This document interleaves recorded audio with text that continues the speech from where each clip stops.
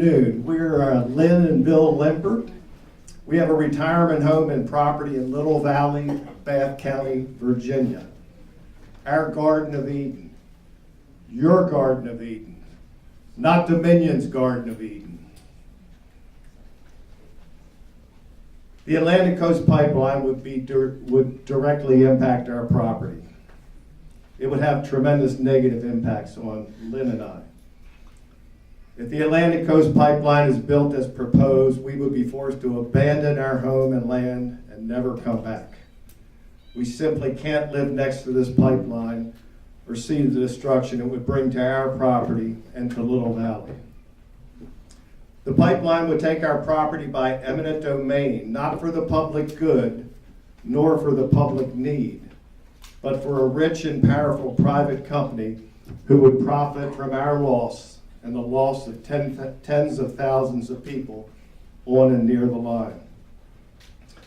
Pipeline would cut our property in half. It would flatten our beautiful Miracle Ridge, so named because of the spiritual feeling that we get when we walk on it. Miracle Ridge would have to be blasted an average of 30 feet deep through bedrock for 3,000 feet through our property, 150 feet wide. Miracle Ridge would become a pile of rock rubble. All of this would be visible from our front porch.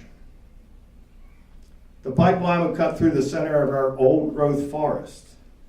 This forest has recently been designated a conservation area by the Virginia Department of Conservation and Recreation, with a large part of it rare, never been cut virgin forest, and one of the finest oak hickory forests they've ever seen in all of Virginia. I'd like to invite each and every one of you to come out and see this forest with us sometime. I can guarantee you've never seen a forest like this.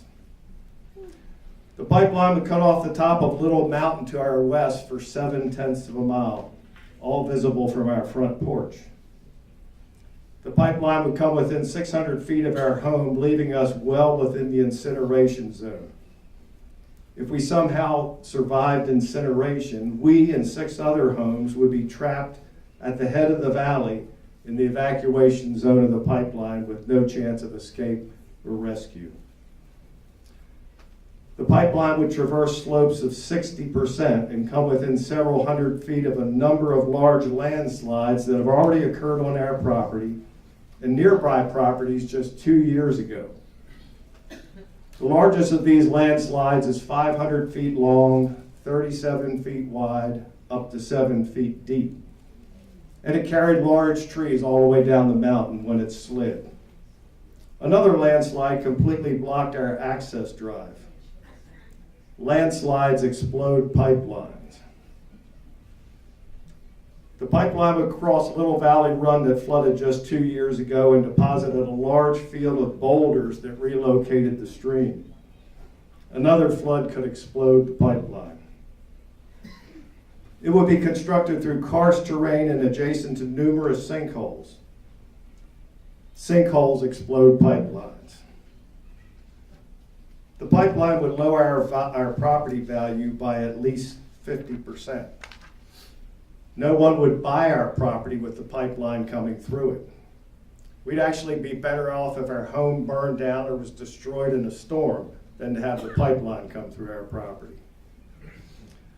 We and our neighbors could easily lose our drinking water wells and springs in our karst terrain through pollution from the pipeline, or complete loss of water from pipeline construction and blasting.